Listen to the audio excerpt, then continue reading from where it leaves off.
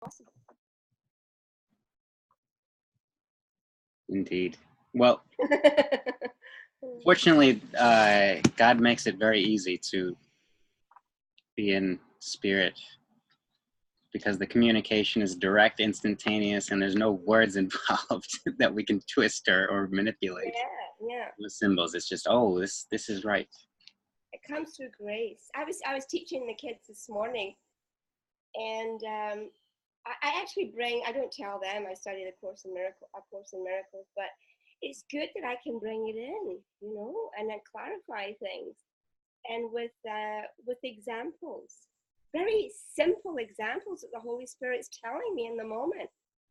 It's true. I just have to say before, Karen, I think we might want to get into the reading, but I have to say that I was thinking just before that before I had read A Course in Miracles, I had started reading.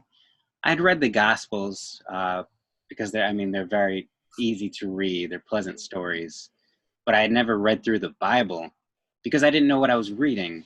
But after reading A Course in Miracles, I know how to read the Bible, for instance. Exactly. I know how to read everything because I know what it is to look for. Yeah. And you can see and through the ties from the Old Testament to the New Testament.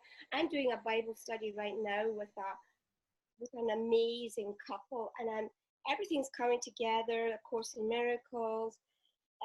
What I'm hearing from the pulpit is suddenly becoming alive. What I'm teaching the kids, it's all together. It's so exciting. And the Bruno Gruning thing as well, it's all the same. And I thought it was all different. There's a lot that's the same when you can feel the truth in it. Yeah. All right, well, let's read this then. So, get to the top of my page. Chapter 2, Fear and Conflict. Being afraid seems to be involuntary, something beyond your own control. Yet I have said already that only constructive acts should be involuntary. My control can take over everything that does not matter, while my guidance can direct everything that does, if you so choose. Fear cannot be controlled by me, but it can be self-controlled. Fear prevents me from giving you my control. The presence of fear shows that you have raised body thoughts to the level of the mind. This removes them from my control and makes you feel personally responsible for them. This is an obvious confusion of levels.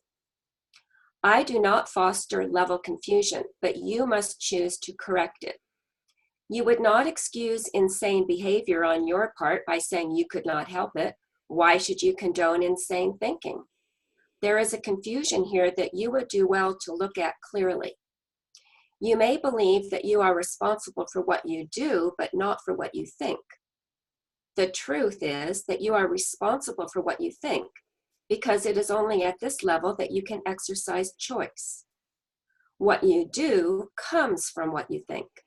You cannot separate yourself from the truth by giving autonomy to behavior.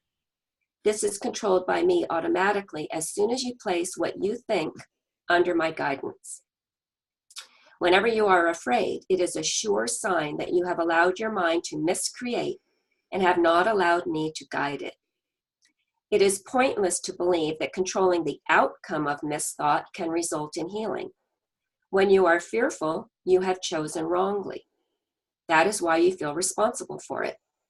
You must change your mind, not your behavior, and this is a matter of willingness. You do not need guidance except at the mind level. Correction belongs only at the level where change is possible. Change does not mean anything at the symptom level where it cannot work.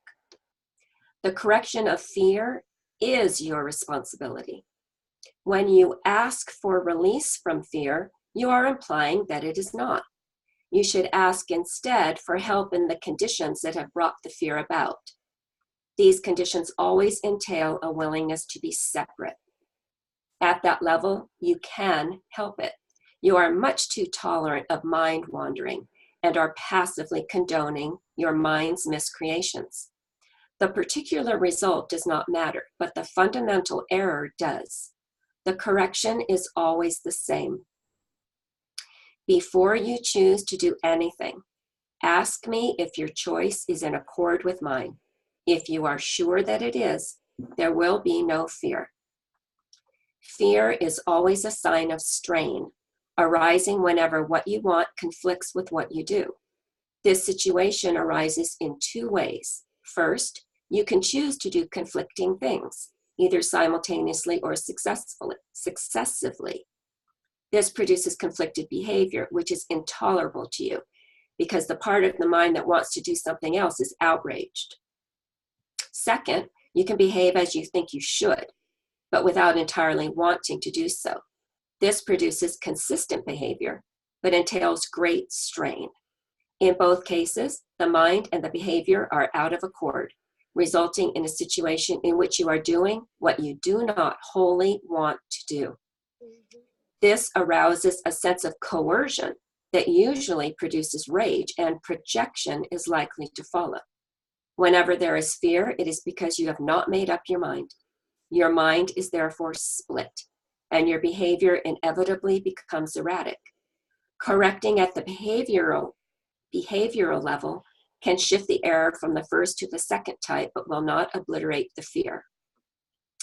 It is possible to reach a state in which you bring your mind under my guidance without conscious effort, but this implies a willingness that you have not developed as yet. The Holy Spirit cannot ask more than you are willing to do. The strength to do comes from your undivided decision. There is no strain in doing God's will as soon as you recognize that it is also your own. The lesson here is quite simple, but particularly apt to be overlooked. I will therefore repeat it, urging you to listen. Only your mind can produce fear. It does so whenever it is conflicted in what it wants, producing inevitable strain because wanting and doing are discordant. This can be corrected only by accepting a unified goal. The first corrective step in undoing the error is to know first that the conflict is an expression of fear. Say to yourself that you must somehow have chosen not to love, or the fear could not have arisen. Then the whole process of correction becomes nothing more than a series of pragmatic steps in the larger process of accepting the atonement as a remedy. These steps may be summarized in this way. First, know first that this is fear. Then, fear arises from lack of love. And the only remedy for lack of love is perfect love. And perfect love is the atonement. I have emphasized that the miracle or the expression of atonement is always a sign of respect from the worthy to the worthy. The recognition of this worth is reestablished by the atonement. It is obvious then that when you are afraid, you have placed yourself in a position where you need atonement. You have done something loveless, having chosen without love. This is precisely the situation for which the atonement was offered. The need for the remedy inspired its establishment. As long as you recognize only the need for the remedy, you will remain fearful. However, as soon as you accept the remedy, you have abolished the fear. This is how true healing occurs. Everyone experiences fear, yet it would take very little right thinking to realize why fear occurs. Few appreciate the real power of the mind, and no one remains fully aware of it all the time. However, if you hope to spare yourself from fear, there are some things you must realize and realize fully. The mind is very powerful and never loses its creative force. It never sleeps. Every instant it is creating. It is hard to recognize that thought and belief combine into a power surge that can literally move mountains. It appears at first glance that to believe such power about yourself is arrogant, but that is not the real reason you do not believe it. You prefer to believe that your thoughts cannot exert real influence because you are actually afraid of them. This may allay awareness of the guilt, but at the cost of perceiving the mind as impotent. If you believe that what you think is ineffectual, You may cease to be afraid of it, but you are hardly likely to respect it. There are no idle thoughts. All thinking produces form at some level. So a lot of that is what you brought in to the discussion earlier, Terry. Yeah, that's why I needed some clarification. But yeah, so for me, what I saw in this is the will of God all the way through, and the conflict when we're not out of the will. If we look at chapter 5, I find this very interesting because it's talking about, well, first of all, I'd like to say when we were talking before about discernment, and with practice, Sorry, you said chapter 5. Did you mean paragraph 5? I meant paragraph 5. When we were talking about discernment, to know if our will is aligned with God's love's will, and that takes practice. I think that recognizing fear doesn't take any practice at all. That is easy to discern. Oh, yeah. We know what fear feels like, and fear is just an umbrella term, right? Fear by any other label, anything that isn't love or compassion or those sorts of things, that's fear. And we know what that feels like. So that's easy. So when we have that sign, it says here that fear is always a sign of strain. Yeah. Because this is interesting to me, because fear is because what you want conflicts with what you do. And that this happens in two ways. One is we do a couple of things. We can do conflicting things. And so then we have, we think, well, I'll try this or I'll try that, and maybe this will be the remedy, and maybe this will help that. And we're not being consistent, but it's not helping because it's erratic. And then we feel that conflicted behavior.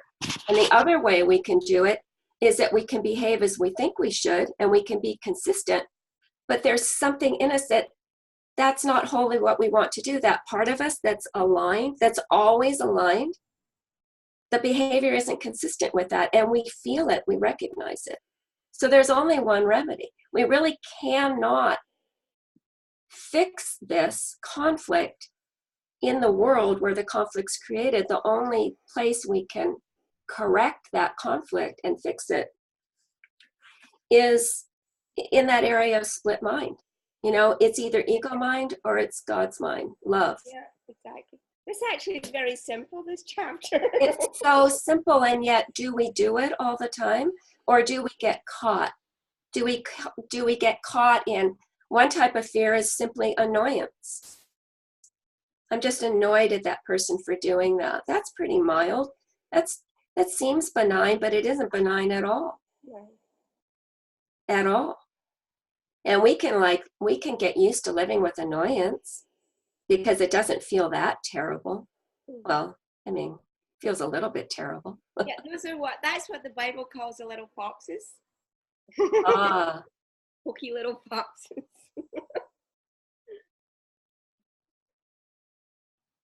And all thought produces form at some level. Mm-hmm. So there are no idle thoughts. An annoyance may be seen as an idle thought, but no. Lack of love. That's miscreation. That's right, Terry? That's miscreation. Miscreation, yeah. It's out of the will of God. So is another word then for miscreation making? I wouldn't say so. I'd say making is neutral. Like physical world is neutral. We can make something that induces revelation, for instance. I think miracles are rooted in making. Making, dialogue is a form of making. Okay. Constructing a piece of art is making, or composing a song is making. But making has the potential for miscreation. It's a double-edged thing. Anything physical is double-edged because it can be used for creation or miscreation. So then what's an example of a human creating? What's an example of a creation of ourself, do you mean? Well, we are the creation of God, but if a human being can create, what is an example of our creation? If it's not a making of like a beautiful melody, for instance, that inspires love, if that's making, not creating, what is creating for a human? That is indeed making, and that's something that I found difficult going through A Course in Miracles first time through, is that this whole concept of ingenuity is useless, is meaningless. You know, songs are really just sensory perceptions. They're not really making. But what is the creation is the feeling behind it. Love. The creation is the relationships that we form. These things that we can't really put a word on, you know, the love that's shared. There's one line in A Course in Miracles says something along the lines of, if you but understood your true creations, you would be eternally content, something like that. We don't, essentially limiting ourselves to the physical world, we're blind to our true creations. So a creation is not a physical manifestation of any type, even if it inspires love, even if it inspires a sense of beauty. If it's in the physical world, that's a making. Physical, anything physical that we'd say that is a painting is a making, or that's a skyscraper is a making. Yes, absolutely. Anything physical. Okay. But the love behind it, the joy through it, that's the creation. The relation. That's interesting, because a person can read a poem or view a painting and feel the love that the creator of it imparted, right? Yes. Right. And in that sense, the painting is not the creation, it's the feeling. And the feeling was the expressing that feeling. That's the creation. And it just happened to be through this painting, you know, done in such a way. Just like words, you know, the words, the symbols don't mean it. It's the concept behind them, the feeling behind them. That's the creation. That's the creation. The creation is the heart of it. So if we say that God is love and he's the creator, then that makes sense about creation.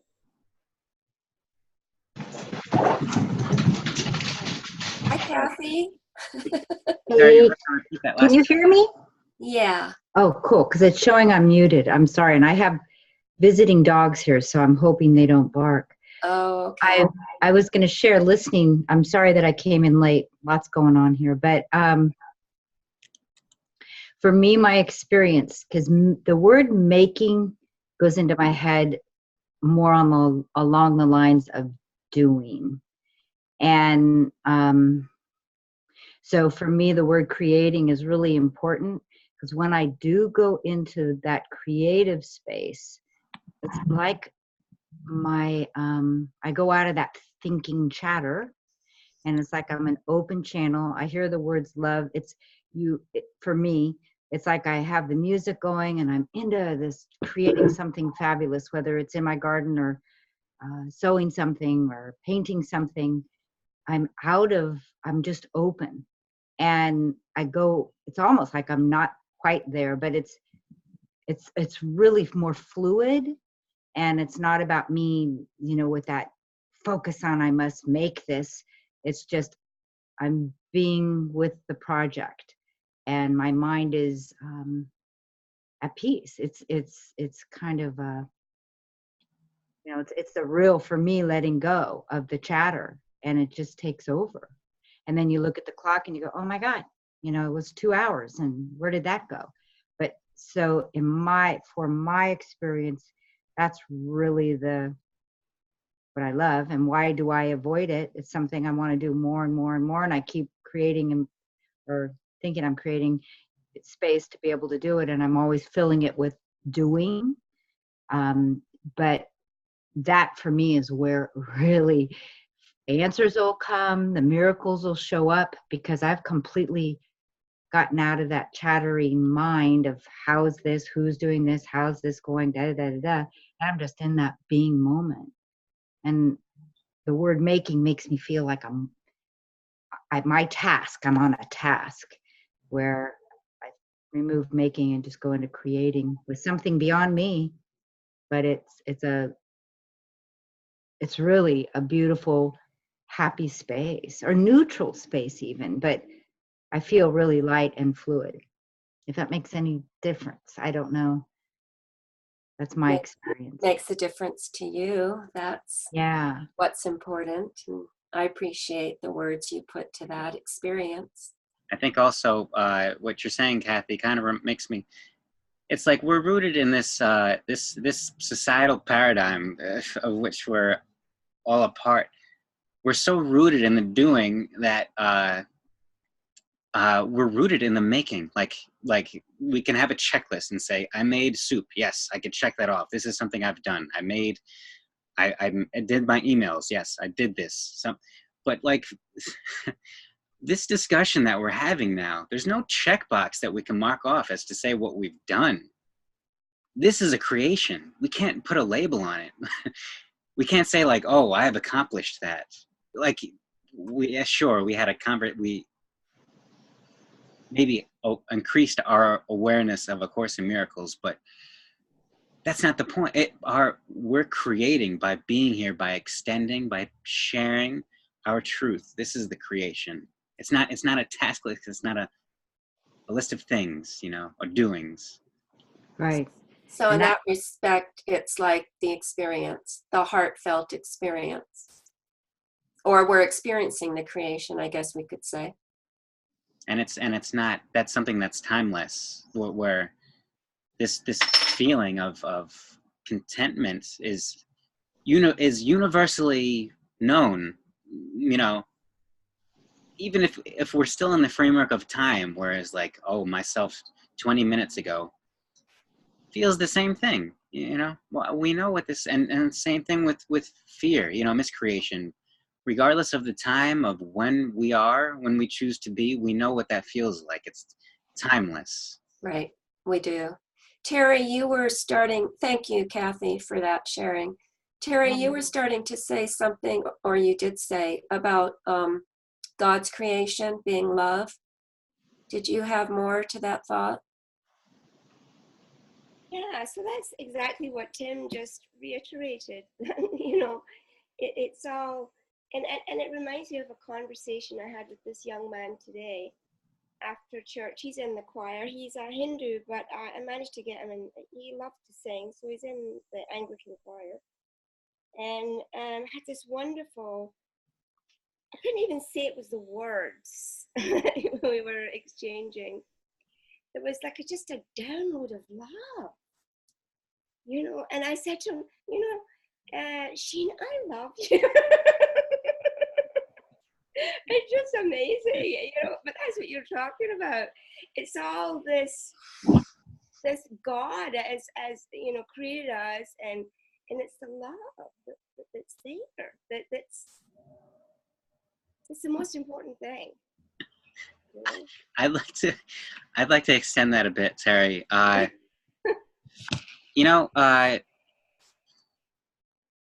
Just to preface this, it's interesting. It's fitting. It's inevitable that A Course in Miracles, it had to have been written from a psychological perspective, from a psychologist, because it pinpoints the root of all of this. It's how we think. And now it had to have been written from somebody who was rooted in a split mind thinking. There's no coincidence that it references split mind continuously. There's no coincidence that it is one voice, higher voice, speaking to a lower voice recipient. It's a conversation of one saying, this is how I think about it. This is how you think about it. Now, what is that really saying? It's saying that this is us. There's no two. This is the illusion. This is our self-talking. Now, typically, I will go as far to say, I will boldly claim that most people read A Course in Miracles and identify with the you. You are far too careless with your thoughts. You do not yet have this. You do. That's still identifying with the split mind. When we read it, to really embody this, if we want to embody a split mind, then we should identify with the you. Ah, yes, I don't fully realize the power. We can do that, but that's not the point of how this is meant to be interpreted, understood. We must identify with me, with I. When it says me, I, things are under my control. That's who I identify with. When we read it internally, and we identify with the my, and the you is the mistake. I understand the mistake that happened today. Something like that. It's like being the witness and looking at yourself doing these things that are all about fear, right? It's the mind looking, going, oh, you dear child, look at what you did again, right? And then forgiveness. Like, oh, you dear child, that's the forgiveness. I love you. Oh, look what you did. You did it again. But that's the love. That's the forgiveness. That's atonement. Indeed. And that's why the atonement was established. That is precisely the situation for which the atonement was offered. Right, because the you does it. The you keeps doing it, especially when you're identified with the you. You're going to keep doing it a lot until you becomes me. Right, yeah, until that shift really happens. So Tim, you pointed something out to me. It's in we're in the chapter. Paragraph 3. Paragraph 3. It is pointless to believe that controlling the outcome of misthought can result in healing. We talked about that a little bit. When you are fearful, you have chosen wrongly. Well, that makes sense. That's pretty simple. Like you said, Terry, it's simple. 3. That is why... Oh, am I in the wrong place? Paragraph 4. Oh, paragraph 4, number 3. My mistake, you silly thing. It's not a mistake, just part of the process. Paragraph 4, number 3. The correction of fear is your responsibility. When you ask for release from fear, you're implying that it's not. You should ask instead for help in the conditions that have brought the fear about. So what are these conditions that brought the fear about? What are the conditions that are, you could say, responsible for the miscreations? Who has a thought? Because I do. I was thinking about my childhood when I thought about that. And because I've been doing a lot of processing through the Bruno Gruning group, and this may be wrong, I don't know, about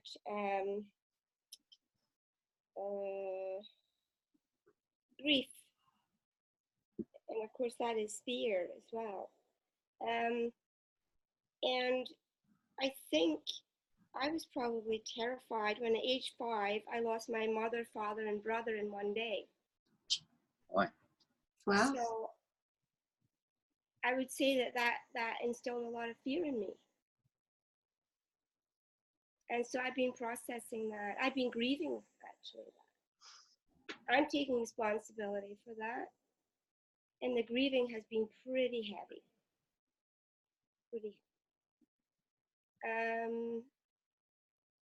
When you say you take responsibility, what do you mean? For the fear being in me. And for And how does that look, Terry? When you say you take responsibility, what does that mean? I'm saying, okay, whatever I have I've been embracing it. I've been loving it. I've been telling it it's okay. And what is it? What is it?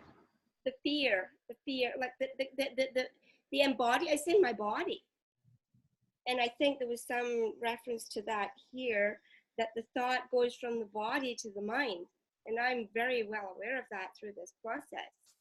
That I have been embodying this for 66 years. You know, I'm 71 now, so I've been carrying, and there's a lightness that's been coming.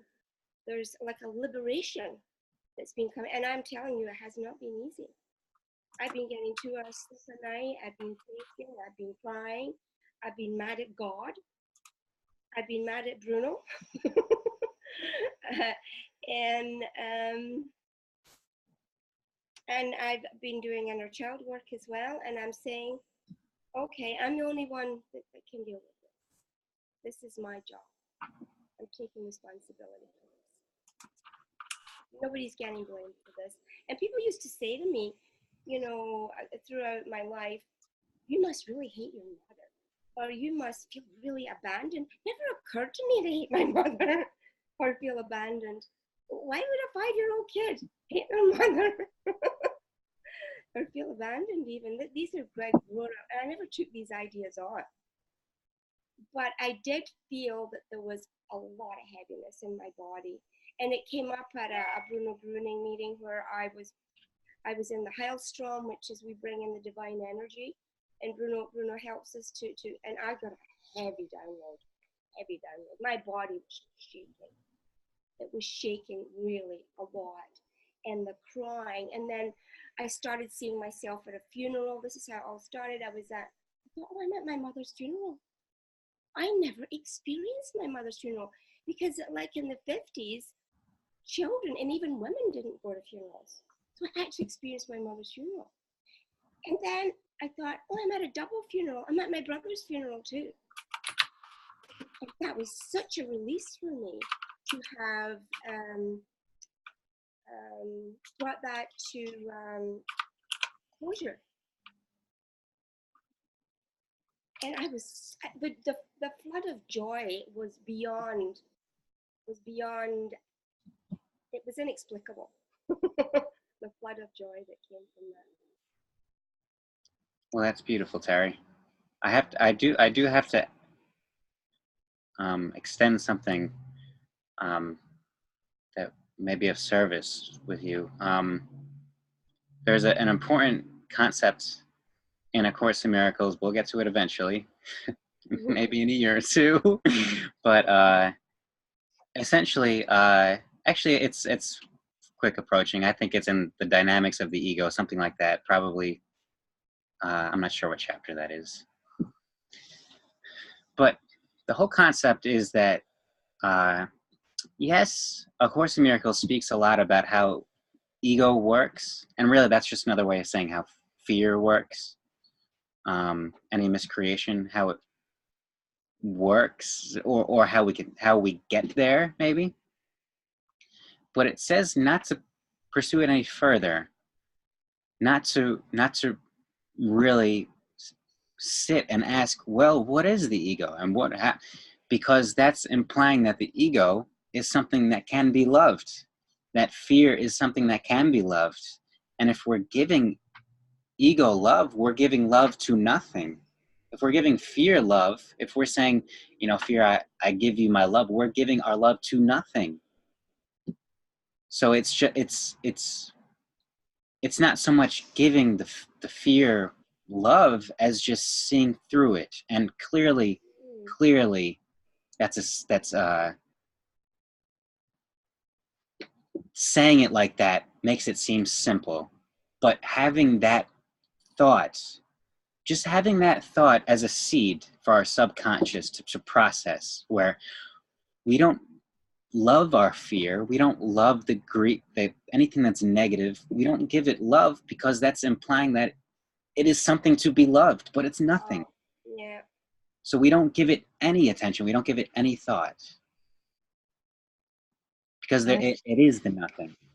There's nothing there to be loved. The ego is nothing to be loved. You know, the body, the physical things, that it's just dust. It's nothing to be loved. And giving it love is what we give our love to nothing, and it's we feel lousy because we're putting it in this drain. It's like, where's my love going? Oh, I'm not extending my love. So is this the same then as when I was saying, oh, you silly, you did it again. Oh, it's okay, love. You're saying, what you're saying applies to that as well. It's like, because what I was saying is, oh, you silly, I love you in spite of you doing that again, right? Yes, May I share? exactly. Yes.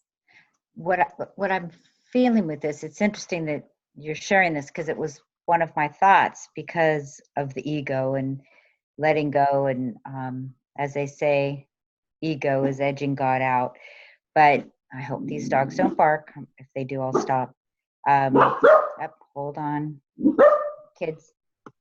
They're just chiming in. Yeah.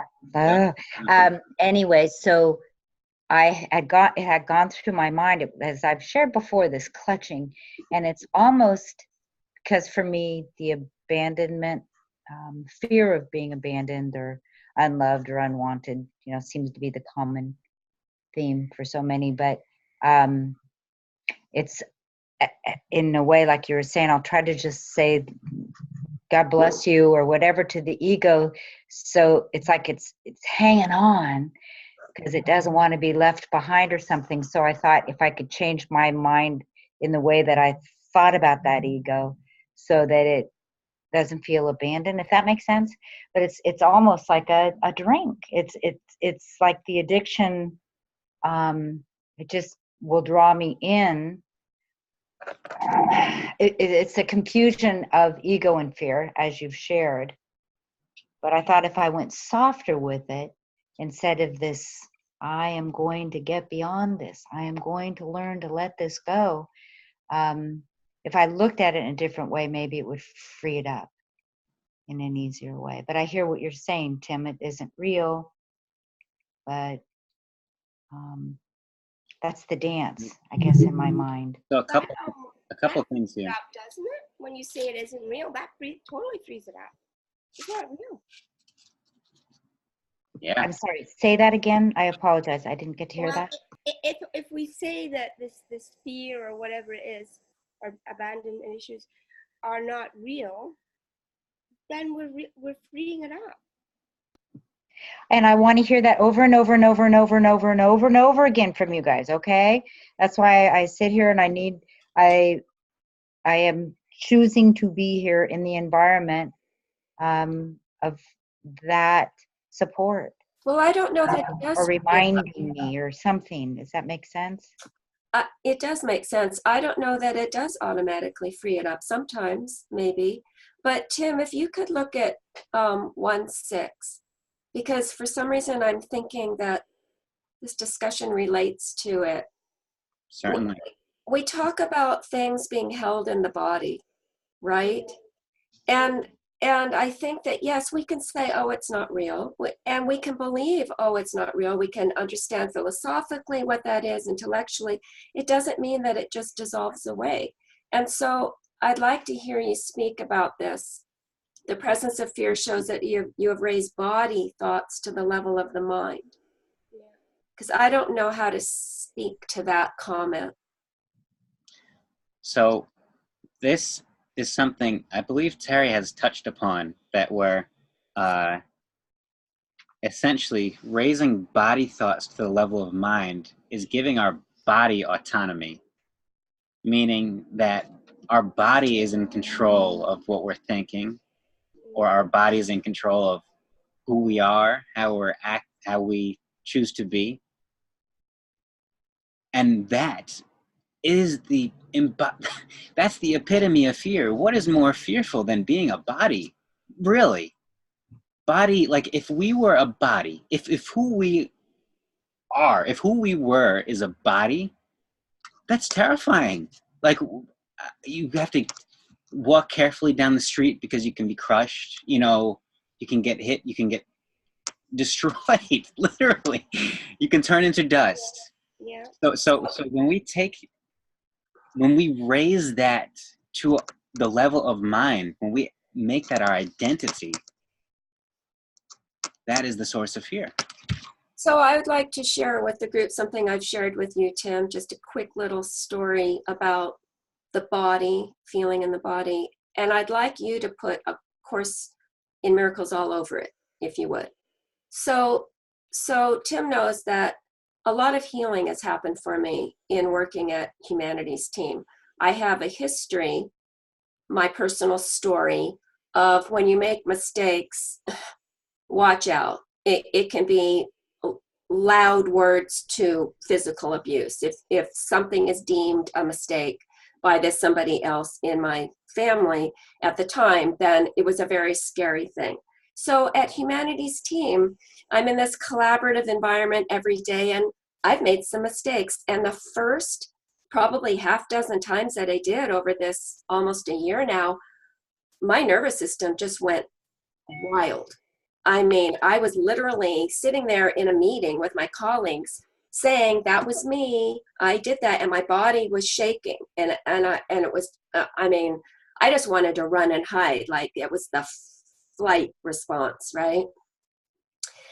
And so I would like you to put A Course in Miracles all over that, Tim. So that's like when I say, well, yeah, I could just say, well, you know, really, that's not real.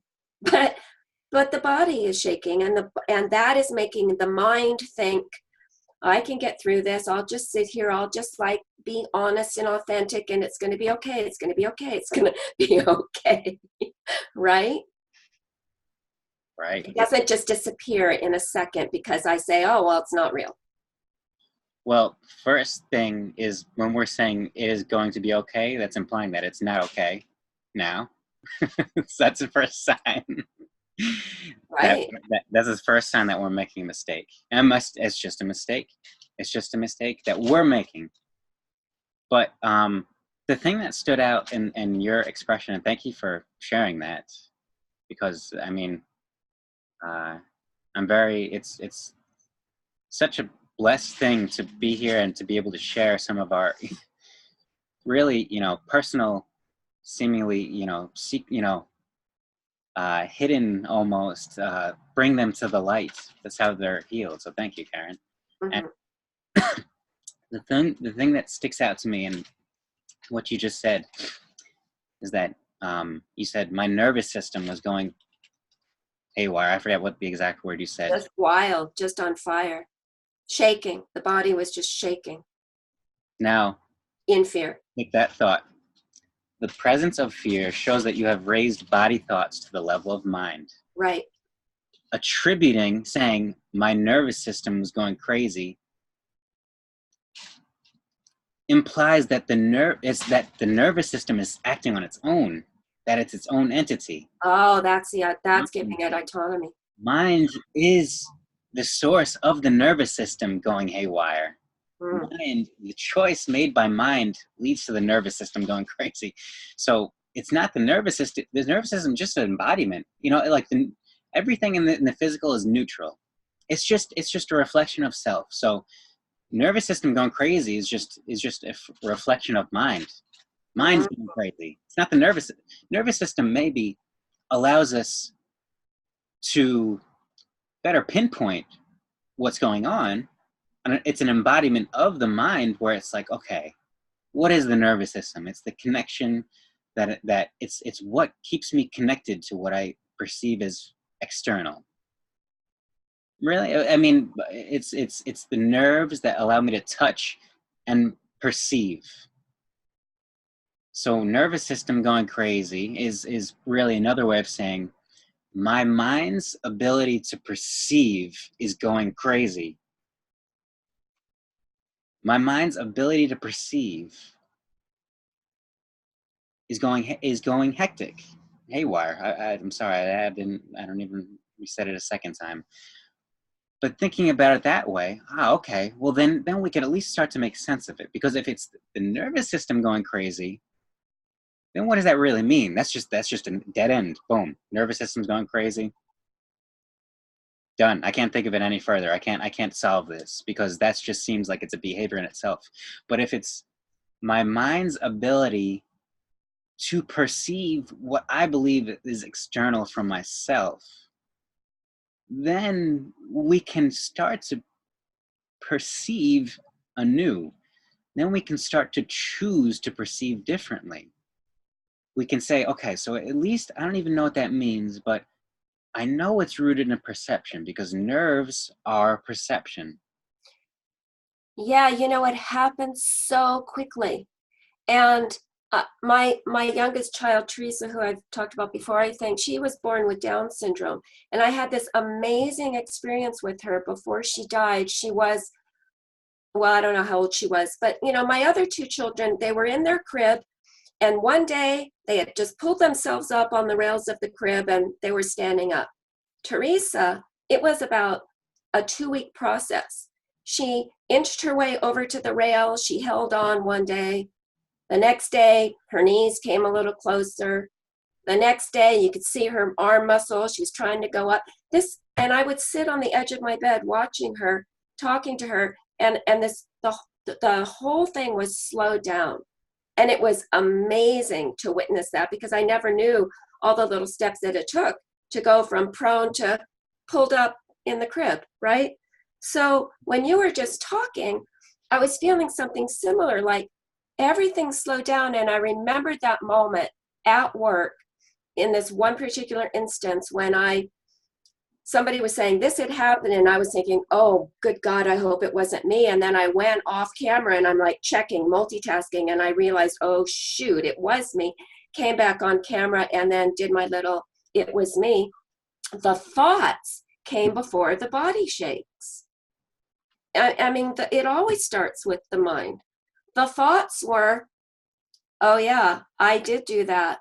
Oh no, that's not good to make a mistake. Oh gosh, what are they going to think of me? Oh my goodness. Are they going to yell? Or they, you know, like my mom, like it was so fast. Yes. So fast. Then until right now, I never really reviewed like, wow, there were a lot of thoughts that happened before the body started to shake. But the mistake was in my story, I said, oh yeah, my nervous system just was on fire. It just went wild. It was shaking. And I gave the body autonomy. I absolutely did. And that's fascinating. To take it a step further, clearly that's one form of giving body autonomy, and that is the root of fear when we see it that way. But even more fundamentally, what are we afraid of? We're afraid of some sort of loss. That's all fear. It's because it is a lack. We're afraid of loss of anything. Afraid of loss. That's what fear is. Mind, identifying with mind, with spirit, with God. There is no loss. Only identifying with body can there be loss. So that's really what it means when it says raising body thoughts to level of mind, thinking that we can, can be lost. Any part of us can be lost. Our extensions can be lost. So it's a misidentification. Yes. It's just identifying with the body. Like, this is who I am. Absolutely. That's exactly what level confusion is. A misidentification. I see. Is that the same as misperception? Misperception. Maybe on some form. I think misperception is more of like a mistake. You know. Oh yeah. You know, if like evil, like seeing something as wrong. Any judgment, I think, is misperception, which I guess does relate, you know, at its source. Something that you said some time ago, and this could probably be a daily practice, and that is I'm paraphrasing, to feel into the fact that we're spirit. That's what we are.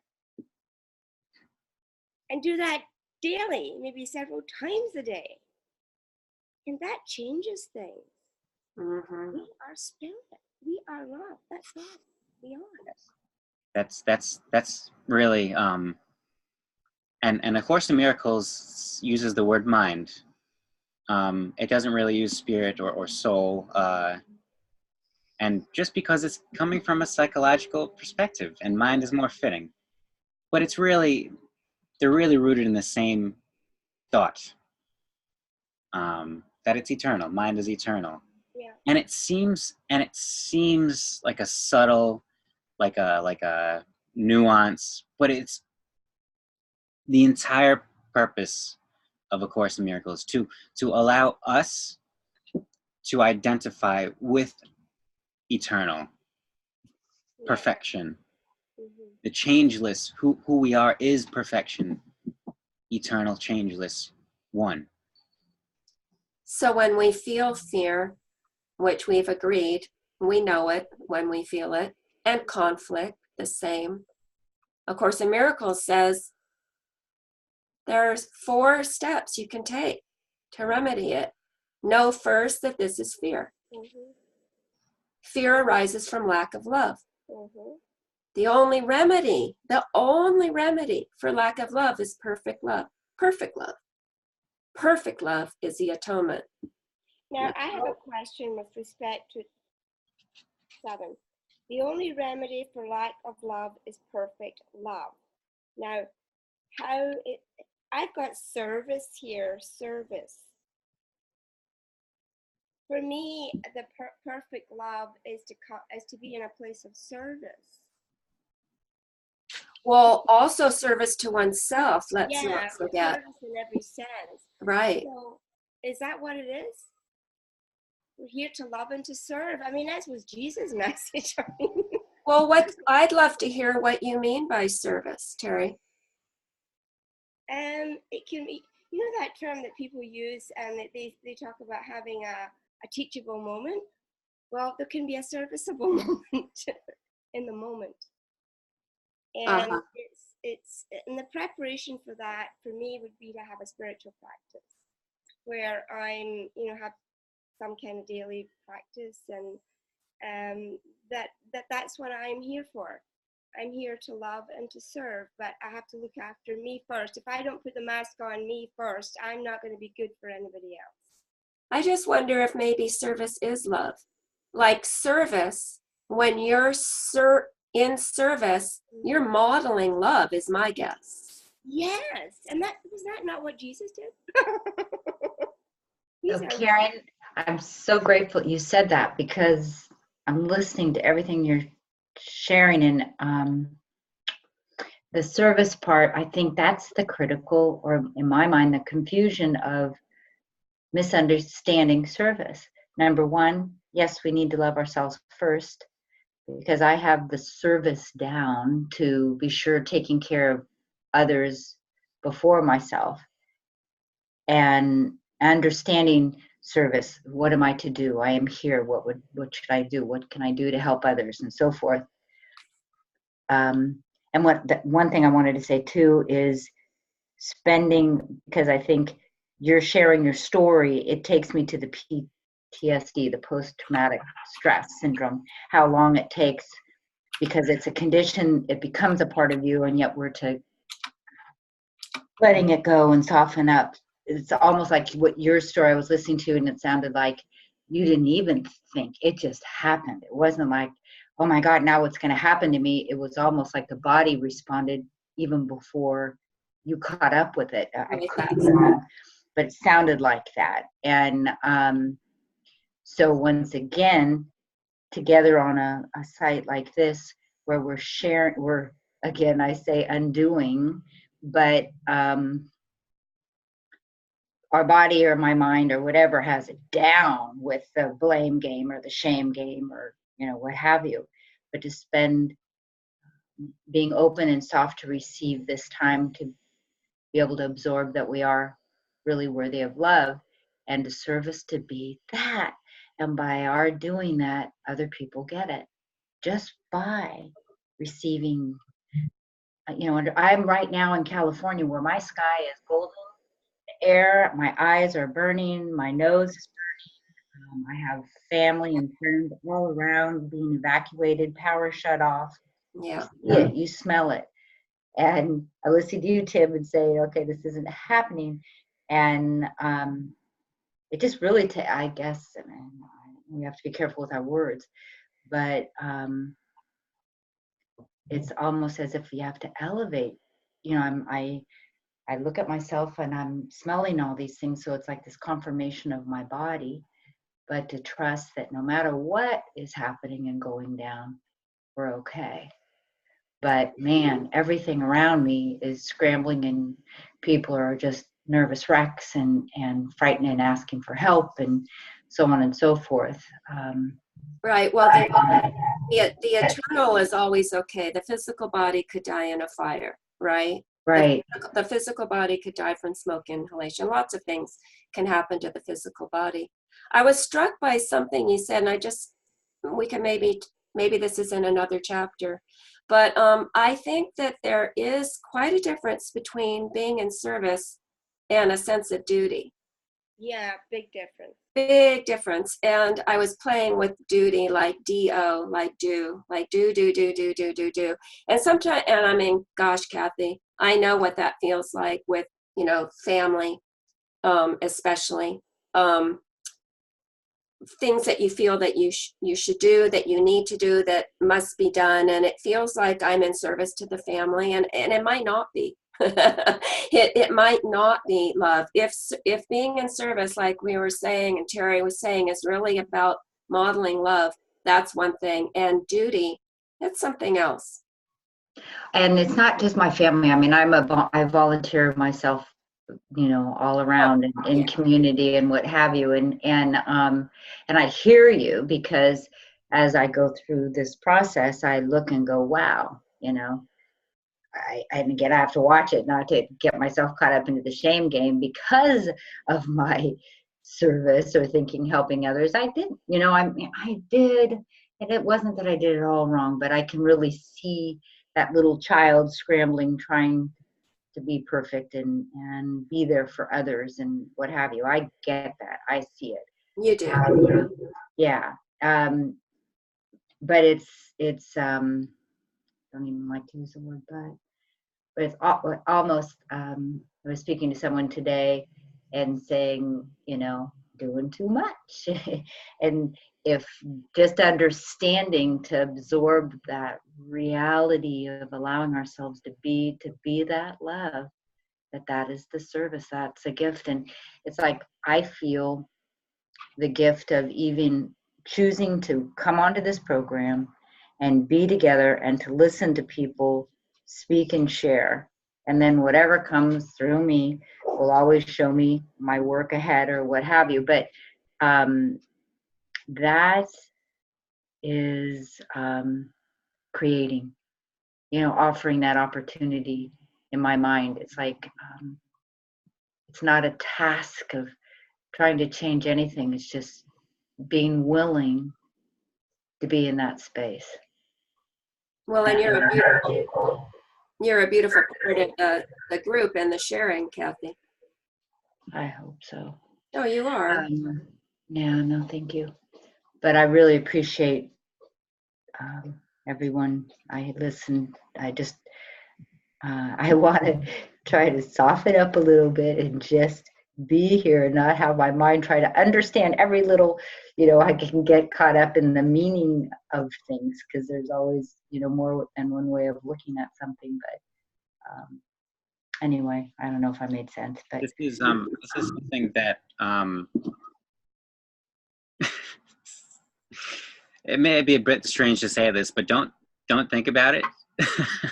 No, I gotcha. Believe me. And like, of course, like, it's written from such an intellectual perspective that, like, sometimes we say, like, how is this true? Mm-hmm. But what's most important is that we just have to say, okay, I'm willing to believe that this is true. That's all. Because it enters into our mind and it plays out and then it unfolds, and we later see, and it's not even later. It's like, sometimes it's instantaneous when we allow it to be. And which brings me to one other thing, Kathy. Limiting belief. PTSD can take a while to heal if you want it to. There have been cases where it's healed instantaneously. Tapping, the emotional freedom technique, accomplishes that pretty well. So I just say to watch that thought if we want to heal that. Mm-hmm. Also, heart math does it too. Heart math will heal PTSD. It's used by first responders or with first responders. Yes. And the military are using heart math. Once we identify with the ego, it's a real rabbit hole. Rabbit hole? Yeah. Alice and the wait, is that right? Alice? Mm-hmm. Yeah. Mm-hmm. It sounded wrong when I said it. Mm-hmm. I mean, because, wow, our personal stories, I mean, ego identification, we identify with lots of things. We identify with, you know, for instance, PTSD. We identify with so many things, but it's just one thing. It's really just one thing. We've identified with the ego. Easily corrected. No, it's less. It's no thing. It's no thing. Yeah. It's no thing. Right? So, no thing, nothing. It doesn't. yeah. Yeah. That's right. Yeah. If it can feel complicated, it can feel like a whole long list of stuff, but really, no. Mm-hmm. Mm-hmm. We can see your little cat in the background, Tim. It's very. Yes. They're playing around with some sort of bag, so if you I hear think he's some, asleep now, or. oh, that's Mama Cat. Everything's frozen here, so I'm not seeing much of anything, but I hear you. That's all right. The contents is here. Well, Shabana, I know that this was a redo. I hope you're still there. I love that photo of you from the wedding. I wanted to bring up one more thing about duty, relating to duty and service, because another form, ego thought likes to mask itself sometimes in the form of service, the illusion of service, that, oh, I'm going to do this for all these people, because I'm a good person, I'm going to do this. Look at how much I'm giving of myself to that. Is not service. That is an ego belief in sacrifice. Well, I think it was last week or a couple weeks we talked about sacrifice. Service in the framework, in the mindset of sacrifice. When we serve from a place of, you know, I really could be doing all these things, but I'm going to do the right thing and you know, go to the soup kitchen today. That's not really service. That's an ego. That's a sacrifice. We're making a sacrifice with our time. That's what the Bible. And just to, I think when we're really of service, it's to ourself. Yeah. We only give so that we can have. Mm-hmm. That's the real point of service, is acknowledging that I'll give, and it's nothing physical, I'll give myself fully to this situation because I want to have it myself. Yeah. And it's not selfish, it's self-full. It's self-full. It's an experience rooted in self-fullness. So we can have it ourselves, not for anyone else. So there's really no distinction between serving ourselves and others. It's the same thing. By serving in any instance, we're serving ourselves.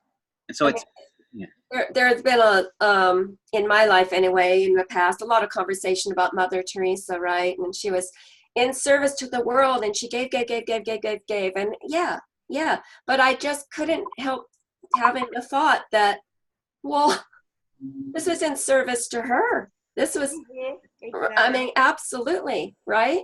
Yeah. Which doesn't take away from everything she did, but let's not forget also, because it's important. It's important because I've been called, you know, kind of down along those lines, and it's understanding that, what you just said.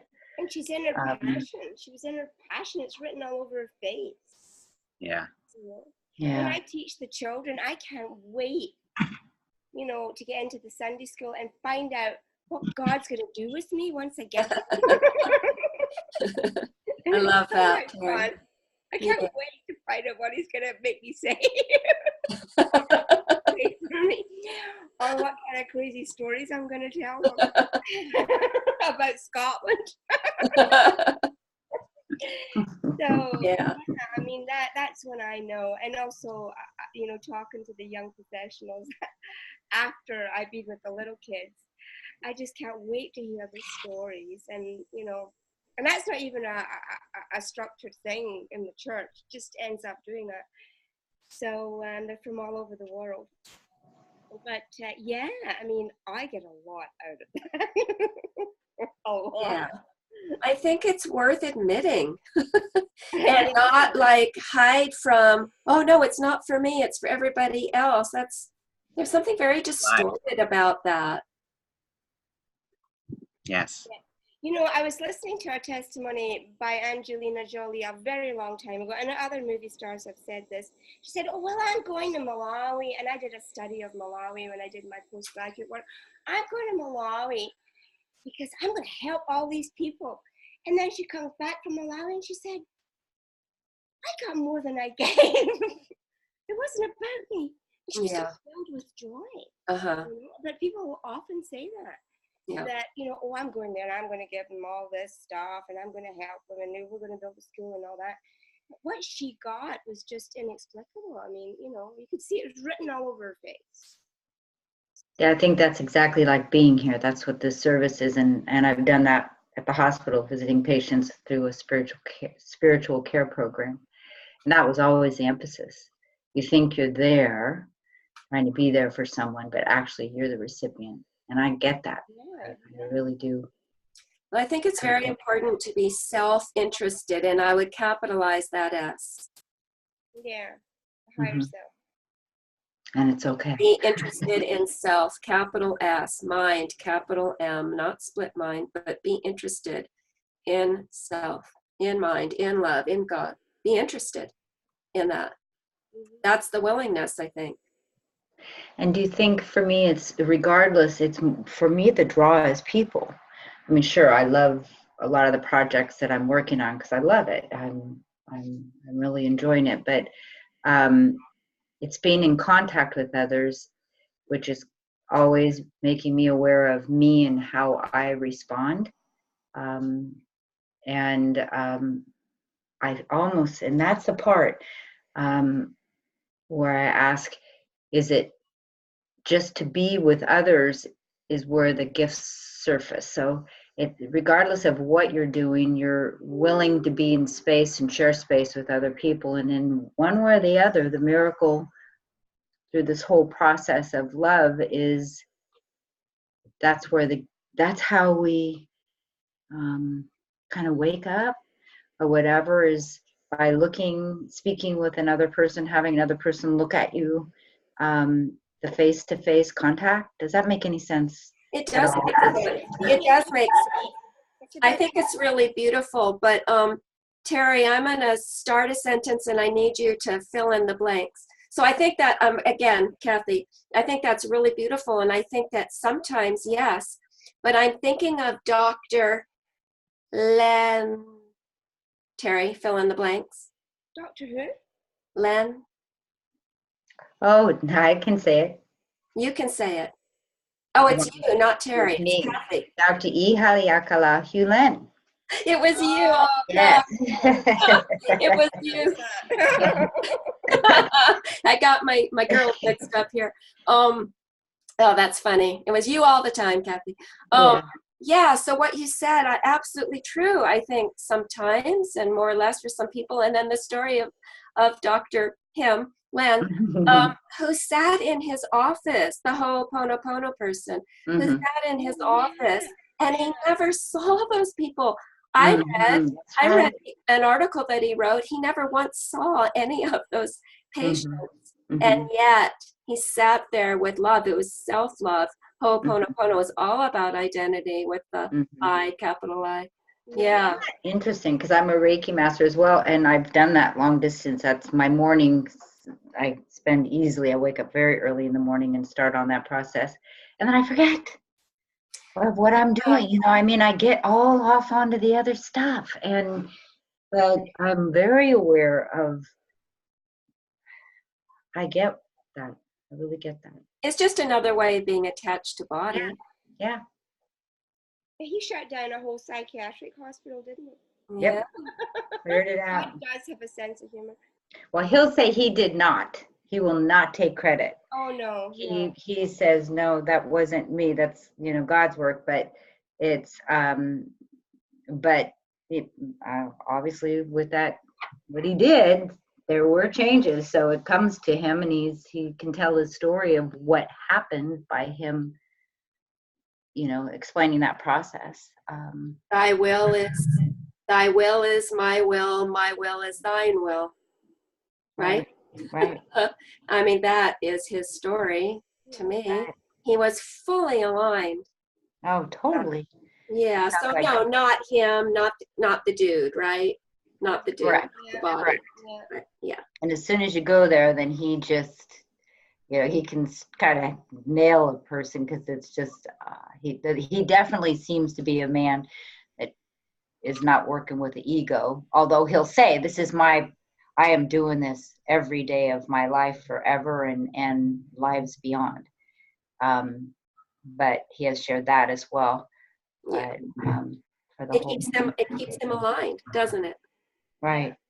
That would be my guess. I've never spoken to him, but And he wants you to have joy. He wants you to enjoy that cookie. He wants you to, you know, he would talk about the whatever it was that he definitely wasn't in the thinking mind, like my little on full speed ahead.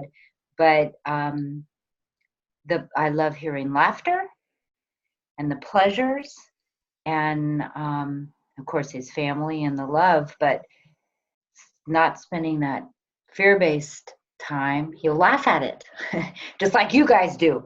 It's just understanding to have joy, and if we don't have joy, get back. It's like that heads up. I'm out of alignment as soon as I pop into that fear or worry or lack or whatever. well, there's physical sight and there's holy sight. Right. Well, you're all a gift, and it's just I love spending more time there, and till it really becomes, instead of the knee jerk of the fear or the shame, I want the knee jerk to be the love. Well, let me find that passage. Tim, do you know where it was? Where a course says, let's see, something about you can't do it. Like there's a way, but you're just not ready for it. Section. Here it is. It's 6. It is possible to reach a state in which you bring your mind under my guidance without conscious effort. But this implies a willingness that you have not developed as yet. And to me, Kathy, that's what I heard you just saying. It is possible to have that kind of ease and to be fully aligned all the time. But this is saying this implies a willingness. It doesn't say this implies that you can't do it, or you're not ready to do it, or you have to wait 50 years to do it. It doesn't say that. It says this implies a willingness that you have not developed as yet. So what can we do here together? We can encourage each other and support each other to develop our willingness, and boom, like development doesn't have to take 50 years either. It's just willingness, right? Mm-hmm. Yeah, I'll always emphasize the willingness as well. Yeah. Well, I love you all. Does anyone else have anything to add to today's discussion on fear and conflict and many other things? I would like to say, first of all, that this state, it is possible to reach a state that is the holy instant. If anybody was interested in reading further, which is now, which is always now, and it's like, how long does it take to reach how long is an instant? It's here. And that is the state, the holy instant. If anybody is interested in digging deeper into that, I would like to share a bit about the place that this body is recording this message. I live in an RV, and I took a trip into a bit of the wilderness. I live in Las Vegas. I had lived in Las Vegas for a long time, for a year. And I took a trip out into the wilderness of Mount Charleston. And on my ceiling, I'm not sure if you could see, I have a bunch of little notes that I paste on. There are just dozens, if not hundreds, across the whole ceiling. One came flying off just through driving. I guess the wind blew it down, and my cats were playing with it. They were biting and playing. This one quote that stuck, the one quote that I attributed to this trip that I resonated deeply. And it says, "Blessed are you who learn that to hear the will of your Father is to know your own." Right. Now, where is it? There is no strain in doing God's will as soon as you recognize that it is also your own. Yeah. So that's the same quote. It's very fitting that this section was chosen. So thank you, Karen. Yes. It's what was calling. Oh, there they go. Now the dogs. Oops, kids. Thank Well, you. thank you, It's that everybody. falling back in trust, and I keep thinking I'm there, and I know I've experienced it. It's staying in there, I guess. Kathy, do you have did you reply to our email ever? I did not get an email. Did I reply to? I didn't get your email for this again. Remember, I mentioned that last week that I'm not getting them for some reason, and I know humanities team is supposed to have me all. Are you a member of Community Circle, Kathy? Yeah. Right. So, Tim, maybe we should look at that because.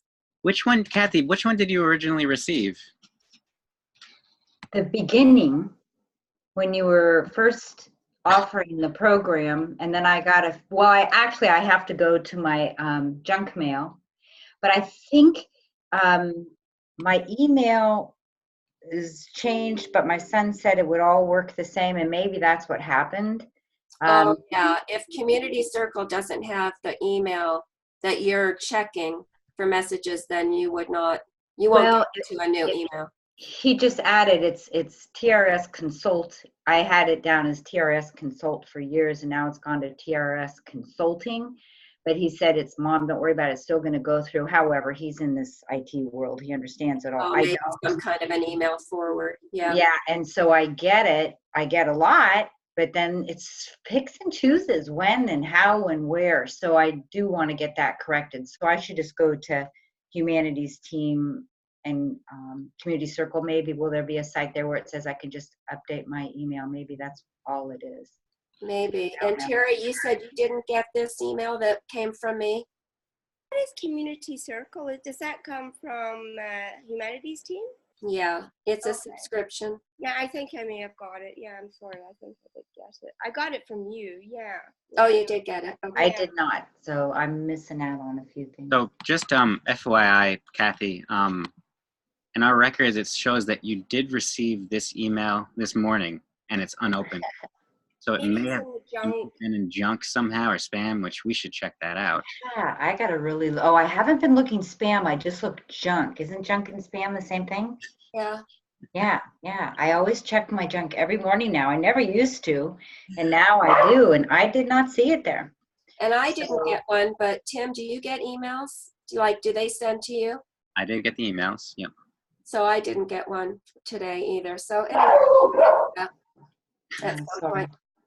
So something funky, but it may be just I'll look into it and see if I can find, because I thought I had updated everybody, but I have to go looking for you guys, and